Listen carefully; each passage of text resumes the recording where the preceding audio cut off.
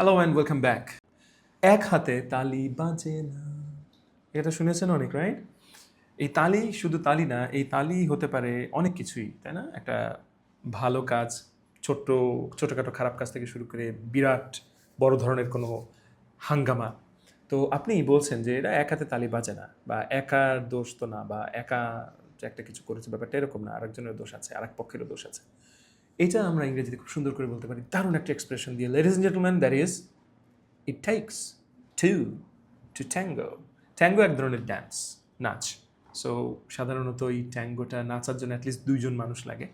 So সেখান থেকে এসছে আর it takes two to tango, তার মানে এক হাতে তালি বাজবে না, কোনো ঝামেলায় দুই পক্ষই দায়ী। Example, their fight ruin the project. বলছে ও, ওদের এই এই এই মারামারিটা পুরো প্রজেক্টটাকে নষ্ট করে দিল। ধরো না, স্কুলের একটা প্রজেক্ট বা কলেজের একটা প্রজেক্ট আপনারা একসাথে করছিলেন, এর মধ্যে দুইজন গ্যাঞ্জাম করে ফেলছে, ফেলে বলছে যা বাট।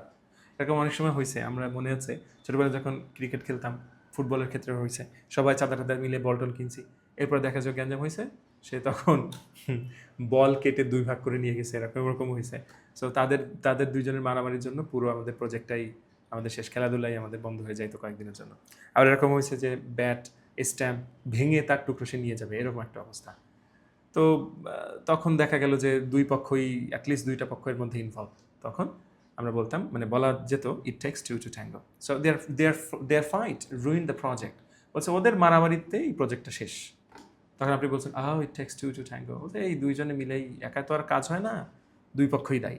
ওকে, সুন্দর। Next one,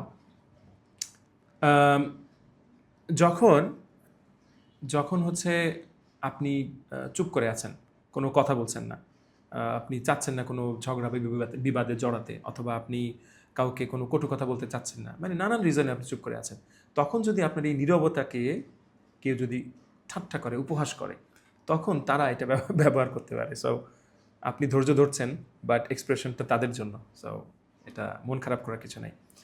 cat got your tongue, cat got your tongue, cat got your tongue. ওকে, তার মানে হচ্ছে যে কেউ যদি চুপ করে থাকে, তখন ঠাট্টা করছেন আপনি চুপ করে থাকার জন্য। Example, you are so quiet today, cat got your tongue. বলতে তুমি আজকে অনেক চুপ করে আছো, ঘটনা কি, তুমি এত চুপ করে আছো কেন? ক্যাট গট ইউর টাং, তোমার মানে বিড়াল কি তোমার জিব্বাকে ধরছে, বা বিড়াল ধরছে জিব্বায়, এরকম কিছু একটা, বাট রিয়েল লাইফ এরকম হয় না যদিও। So cat got your tongue. তখন বলছে, আপনি বললেন নো, জাস্ট থিঙ্কিং, আমি জাস্ট চিন্তা করছিলাম আসলে, নাও জাস্ট থিঙ্কিং।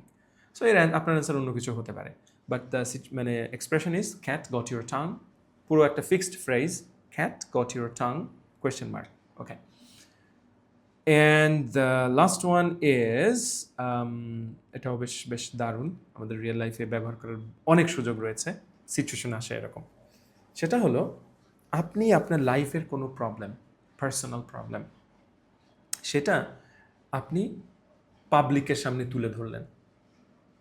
এখন তো সোশ্যাল মিডিয়ায় মানুষ অনেক সরব, সবাই কন্টেন্ট ক্রিয়েটর চাইলে হইতে পারে। সো আপনি আপনার প্রবলেম পাবলিকের সামনে তুলে ধরলেন, এই যে ব্যক্তিগত জীবনের বিষয় সামনে মানুষের সামনে তুলে ধরলেন, এটাই বোঝানো হয় একটা দারুণ এক্সপ্রেশন। সেটা হলো wash your dirty linen in public.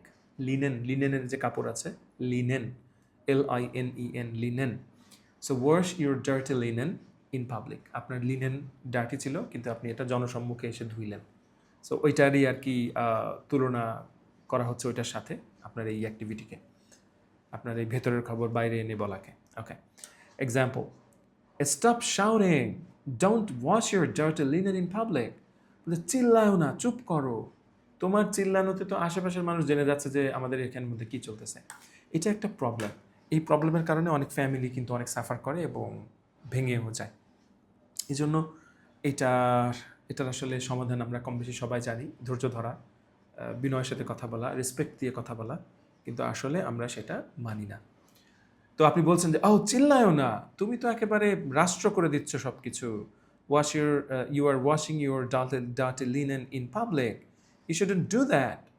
তো আপনি তখন বলছেন যে সরি। আপনি যদি রিয়েল লাইফে এরকম আসলে সরি বলতে পারেন এই সিচুয়েশনে, দ্যাটস এ গুড থিং। ওকে, তো যাই হোক, দ্যাট ইজ দ্য এন্ড। প্রথমটা ছিল আমাদের it takes two to tango, এক হাতে তালি বাজে না। তারপর ছিল ক্যাট গট ইউর টাং। কি ব্যাপার, চুপ করে আছো কেন, কথা নাই, হ্যাঁ বোবা হয়ে গেছো, মানে এই টাইপ আর কি, কোনো একটা টিজ করা। And final one cat got your, sorry final one হচ্ছে ওয়াশ ইউর ডট লিনেন ইন পাবলিক, অর্থাৎ আপনার ভিতরের কথা বাইরে গিয়ে প্রকাশ করা। তো দ্যাটস ইট, দেখা হচ্ছে পরের ভিডিওতে, ভালো থাকুন, বাই।